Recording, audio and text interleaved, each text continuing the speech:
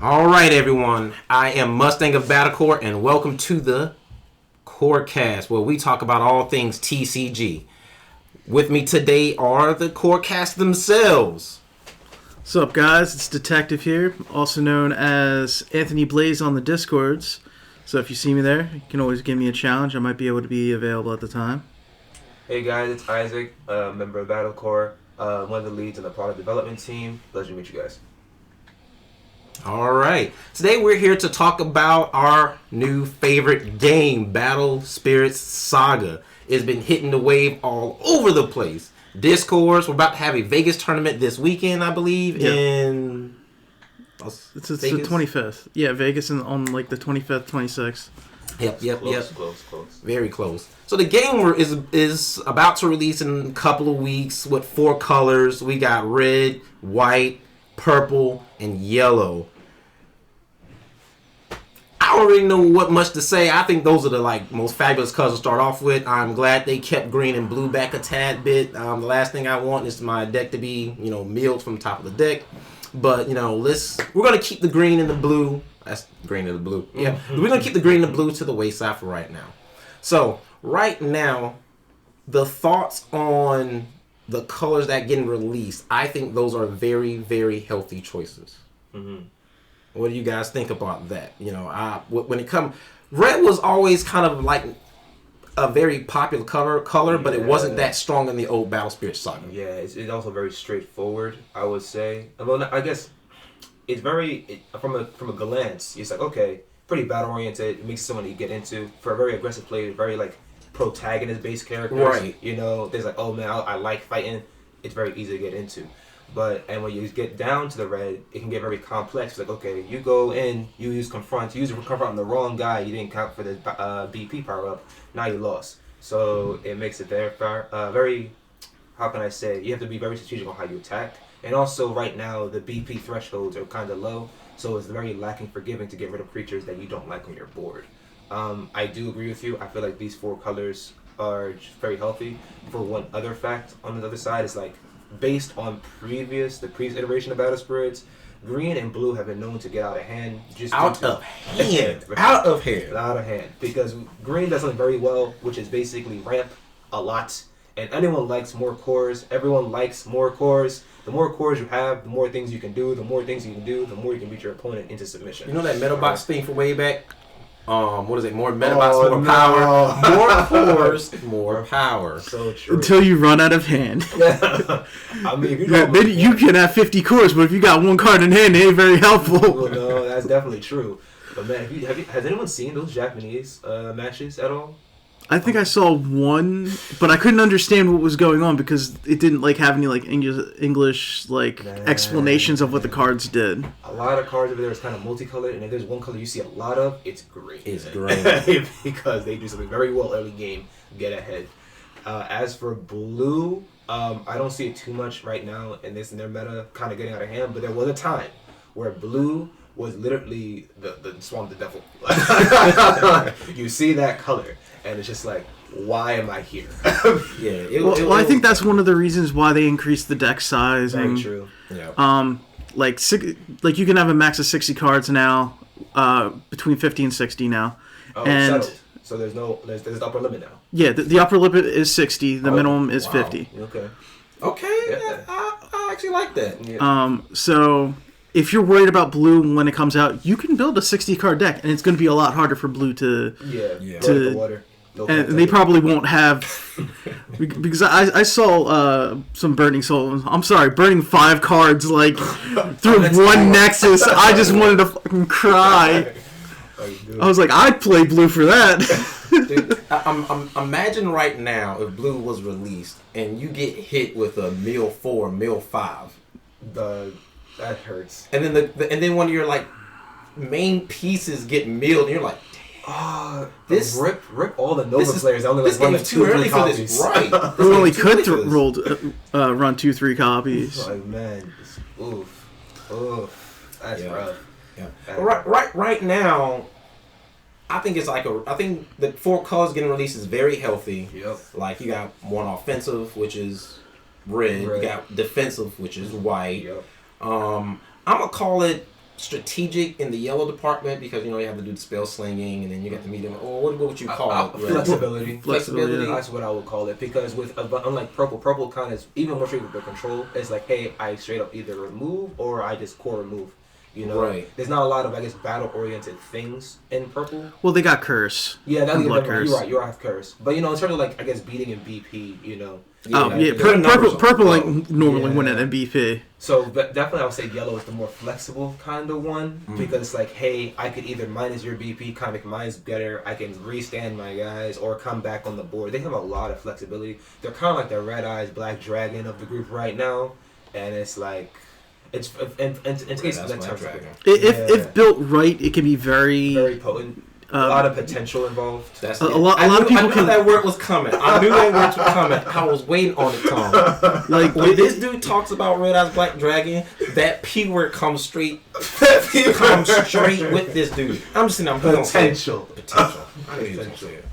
Especially with Exhaust Nexus, one of the best yellow best magic cards around. Yeah. It's if somebody spreads out a board, that board is getting Exhaust Nexus, and you're just gonna have to cry.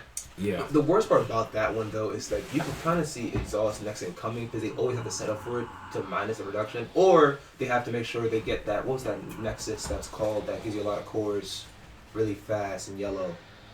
I don't remember the. You know what I'm talking about? No, are you talking about the Nexus? The Nexus Cathedral. Cathedral, yeah, right, okay. Yeah. Where you get a bunch of cores. You can when one of your spirits is destroyed in battle, doesn't matter which one, you get to gain a core from the void, and then it's level 2 skills. Draw a card if one of your spirits dies during the battle.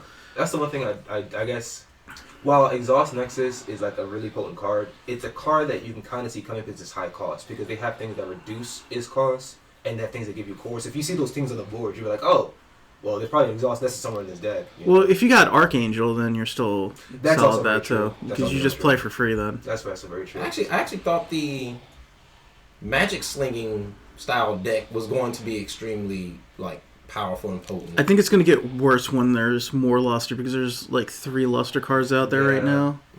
Yeah, I don't think it's enough to really card slinging. It's hard kind of. And until there's a luster card that has a really good type of protection against core depletion or destruction in general.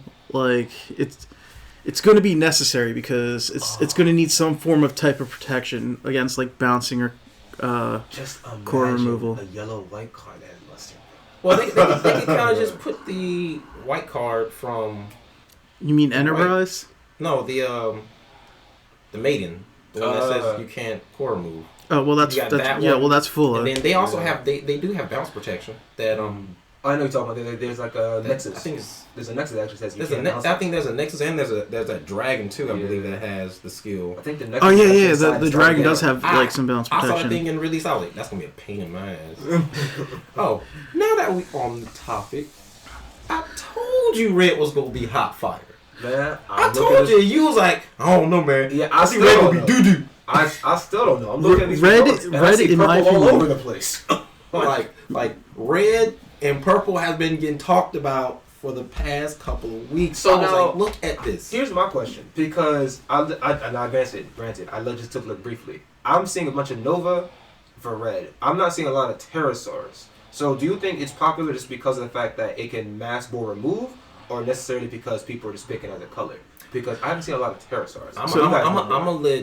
I'm gonna let Tom talk on that one first, since between both of us, he's been playing in the Esper tournament most recently, and the most.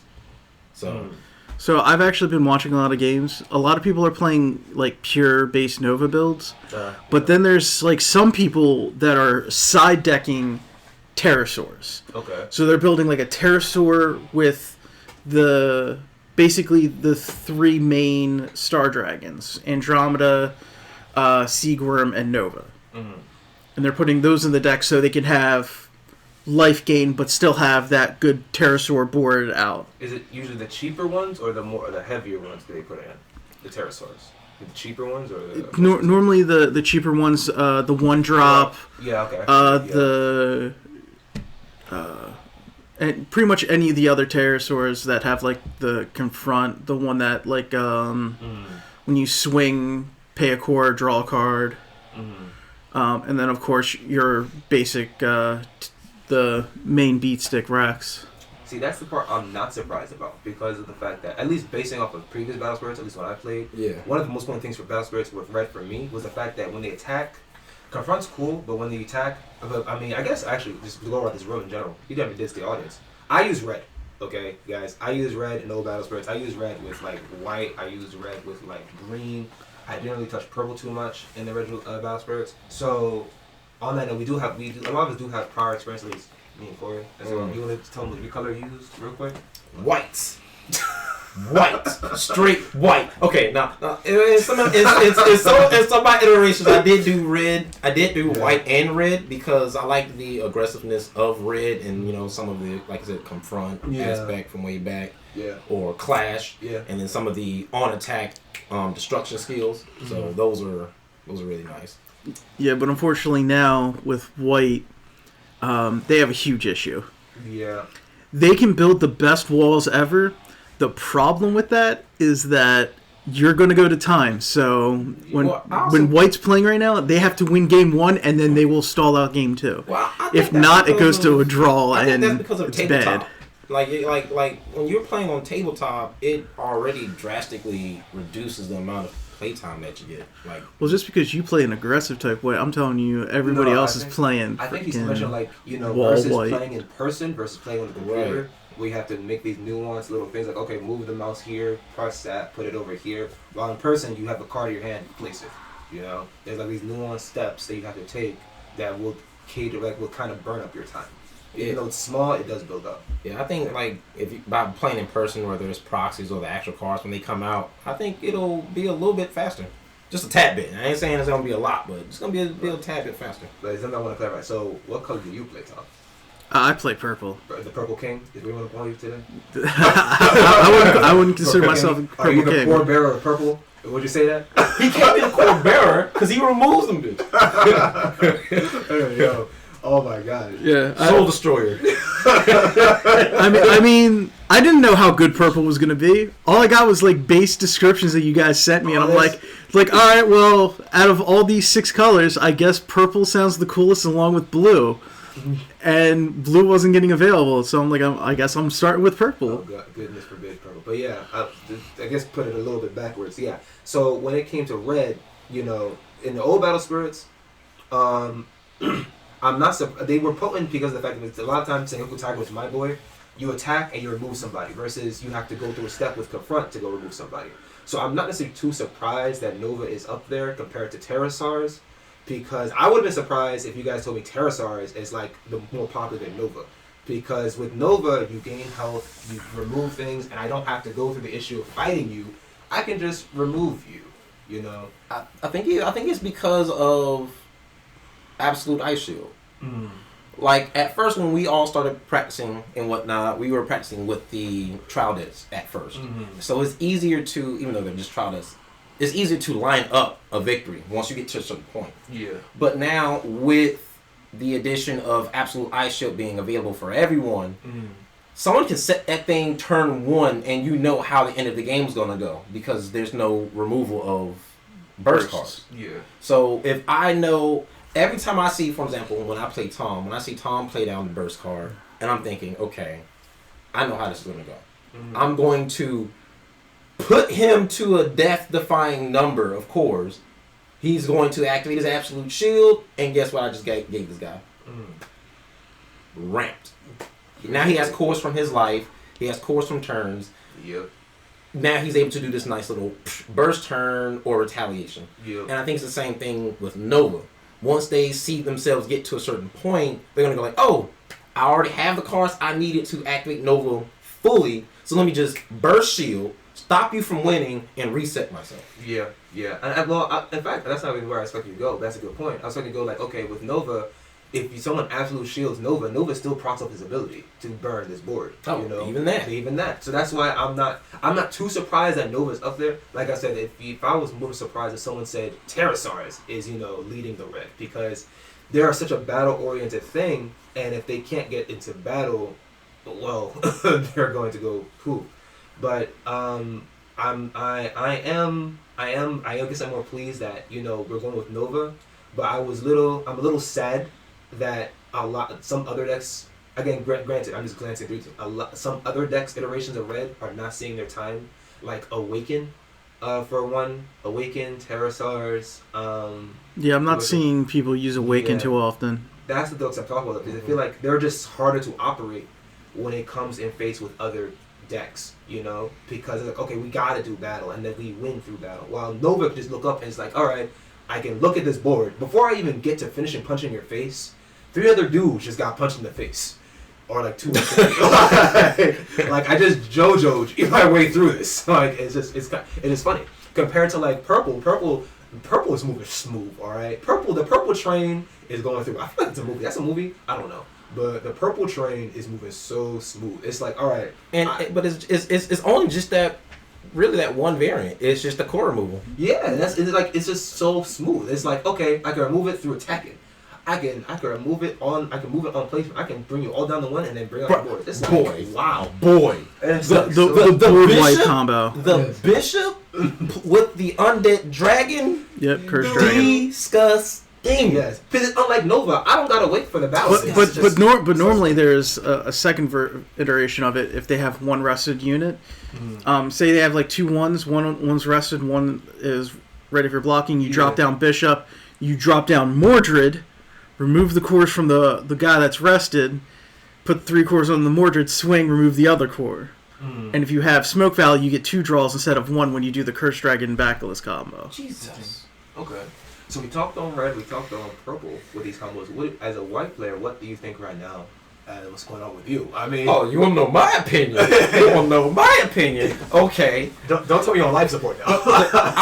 I'm gonna go ahead. I'm gonna say it. I'm gonna say it, Tom. I'm gonna say it, Isaac.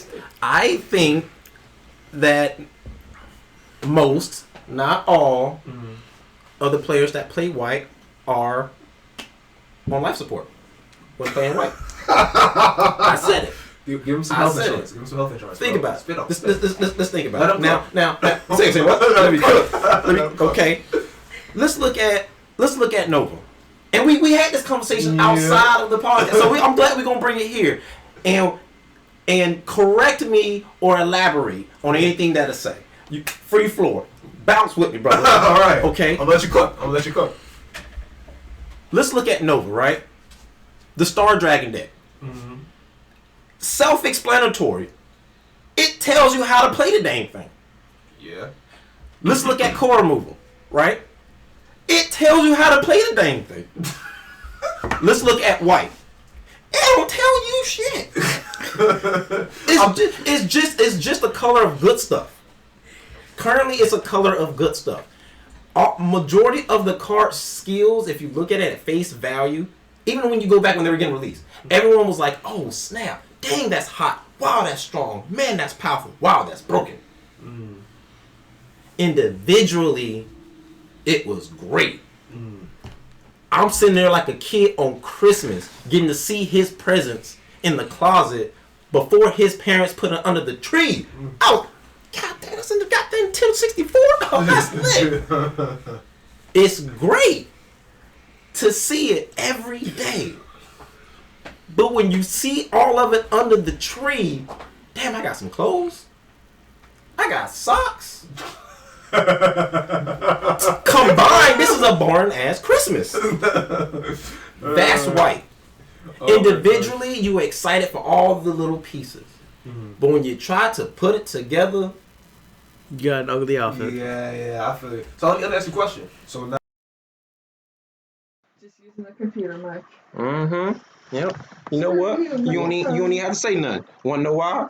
We had some technical difficulties. He was about to ask me a question. The question is, Corey, what do you think about Machine Beast? So I'm going to go ahead and tell you what I think about Machine Beast. all right then. Unsupported. Not an archetype. Like I was saying in the second iteration of this part right here, because of technical difficulties, you got a T-Rex who got freaking a bounce skill and a force attack. You got a deer who, if you don't attack Don't deal damage. Don't deal damage. He rips a core from you, and you got an elephant that go like, "I dare you to kill me." Like it's just they all don't do anything in relevance. Tandem, yeah. They don't do anything in tandem. So it's they do have a nexus that works for them, but it's just not a true archetype. And when it comes to mechas, they the same thing. All the mechas do nothing together. Like Odin. oh, I love Odin. That is my baby. I love Odin. But anyway, we have a few that are really nice. yeah, Yeah. I love Odin. There's another 4-cost, forgot the thing's name, Steam Gunner or something like that, Okay. that says, on play skill, if it dies, put it on play skill spirit to the bottom of somebody's deck. Okay. But outside of that, they're all just random. I think you got another one that's who has armor for 2 colors at level 2 and then 3 colors at level 3, and then you got another one and you got another one, but they're all just Generic armor. generic mechas. They're just random skills. They don't do anything in, like you said, in tandem. Yeah. And I know Dual Gun has that amazing skill, but I feel like because they're all the white cards, all of them are so good individually, a person just needs to not think about building white as a archetype and just build a idea. Mm-hmm. I know that's being very broad, but that's kind of where it goes. It's just build an idea. Mm-hmm. There are some cards in white of different archetypes, different like names and relevance, but they do the same job. You got some mechas that do bouncing. You got some machine beasts that do bouncing. You can be a defensive bounce deck. If you want to be aggressive and play around with dual gun, put a little more nexuses in there.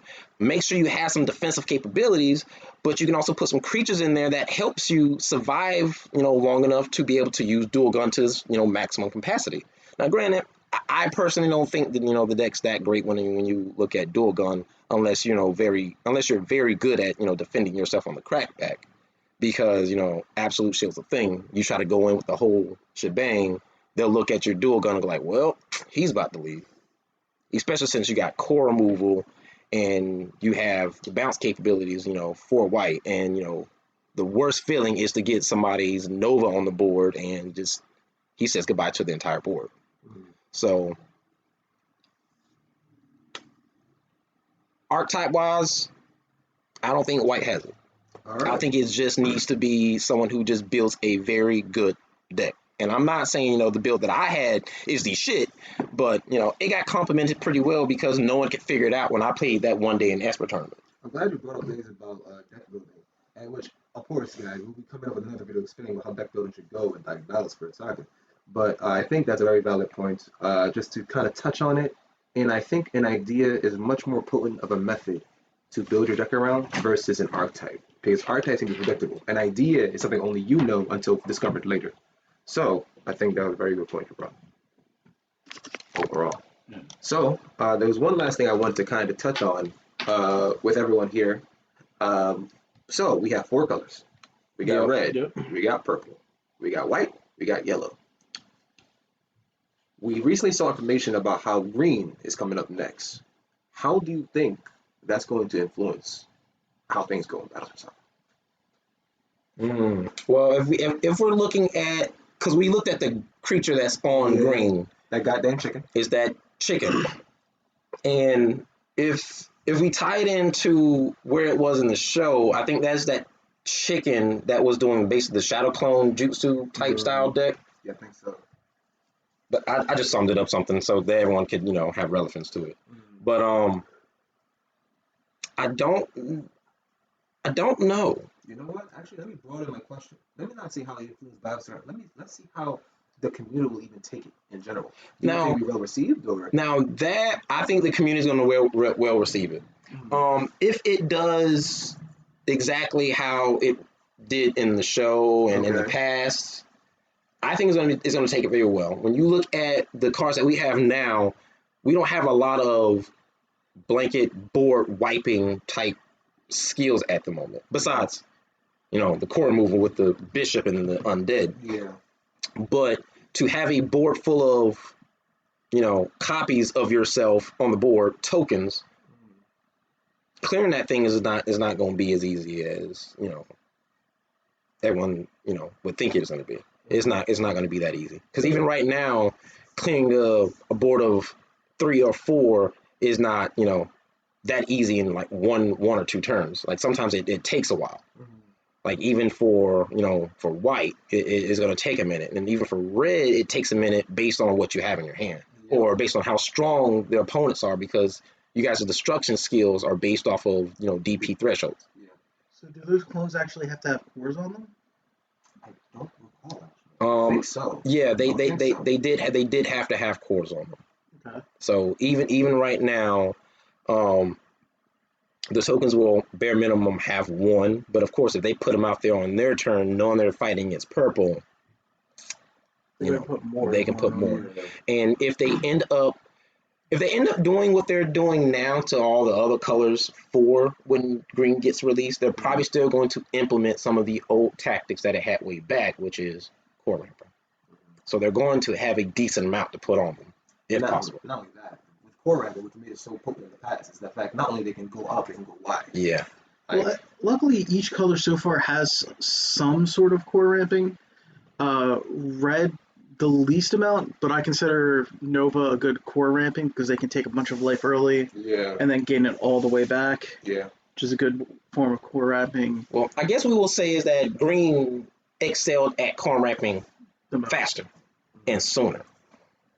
And their conditions on doing so is a lot easier than ours. Normally just like on summon, It's gain cores. it's like on summon or on reaction. It can just be extremely simple. On attack, it was simple. Yeah, it's like almost, you can almost say it's kind of the exact opposite of core removal. Right. It's like core gaining. Like whatever you do in core removal, think of green, but they do it on their turn and they gain it. That's fine. Yeah. Grab as many as you want. Vacuous. Oh man. Oh, that's right. Wait, hold on. Didn't green have a card? I mean, granted, maybe that's a little too much information to give to Arlington. I think you do some research, but I think, yeah, I think they might have something to go against it, but that we'll have to figure that out on another episode. Yeah, because Battle Spirit started evolving throughout the years. Like certain colors started gaining not just like immunity to other colors, but their play style started having counters to the other colors. Yeah, and it's almost sometimes it's just raw hatred. Right. Like, and I think that's what's interesting about the way they implemented Battle Spirit Saga this time around. When they implemented Battle Spirits in Japan, it came through enemies, but this time it's coming through lore. So they can kind of show you how the spirits evolve based on what happens within their respective world. Kind of like how Magic the Gathering does it. You're kind of living through the card game instead of like playing through anime. So it's very interesting how this will go. But let's say, for example, we already saw that Nova in the series. Nova died, and Sigworm died, became Nova, and got reborn as Nova, right?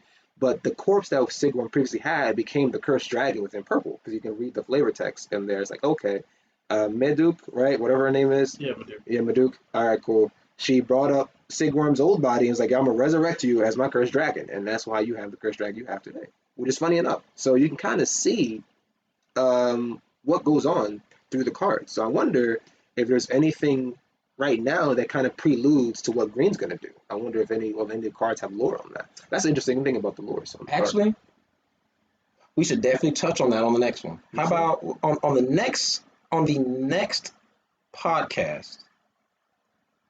Let's talk about how all these colors affect one another. Whether it's the immunities, whether it's the play styles, that will be something to touch on. But before we go, I want to ask you both this based on the conversations we had earlier and just now. What do you guys think about how Vegas is going to turn out? To give my quick input, I think Vegas is going to have an extremely big shock.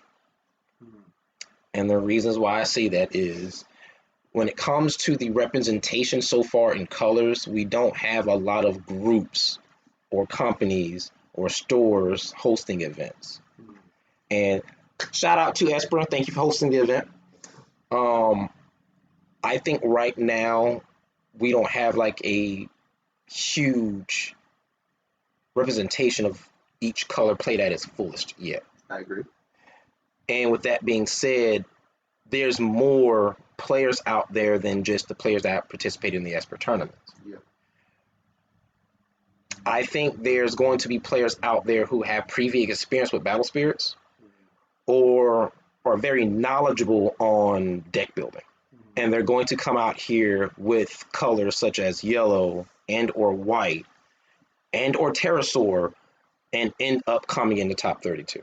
I agree with you. I feel like Vegas will definitely set the foundations and the precedents. Unfortunately, will set a precedent because once a precedent has been set, people kind of follow it based on the American trends, which is unfortunate. But I think, as you said, it would be a huge shock. It kind of sets the foundations on how maybe this meta is going to play. And also, people got to remember, you can mix colors in Battle Spirits. So we might see something come out the blue because we did hear about the orange build. The orange build, for example, and we already know the otter build, which is like purple and white, So they can do that too. So there's going to be something that might come out the gate, and I would be very happy if it did at Vegas. I think that would be beautiful because it shows a much more healthier meta than kind of restricting ourselves within a respective color. Yep. Yeah. Unfortunately, in Vegas, red is going to be the easiest because it was in the demo decks. Yeah, that's true. It's probably one of the easiest decks and probably one of the cheapest decks to build because trial decks, and then you basically just need Novas and the deck's done. Yeah. White is probably going to have the biggest challenge. Yellow will do very well, but I think all the colors will be in top 32. But the two most standout decks are going to be red and purple. Yeah, I agree with you. Yeah. Which it just seems like like I said, a lot of things just seem to be catered towards the two colors right now because lore wise, playstyle wise, it's just we know the two main stars right now. Yeah. Purple and red. They're the two most effective decks. And just like that, it seems like the company itself is kind of pushing for those two colors. But you see the two, in story-wise, they kind of shoving your Yeah, but if you think about it this way, one is focusing on Nova, which is the main one. Yeah. The other one's Curse Dragon instead of Maduke. That is definitely true. Yeah. That is definitely true. Well, that was a very interesting topic, and I feel like we are still riled up. So we're going to save this energy for the next time because we'll be back very soon. I'm Mustang of Battlecore. This is Isaac.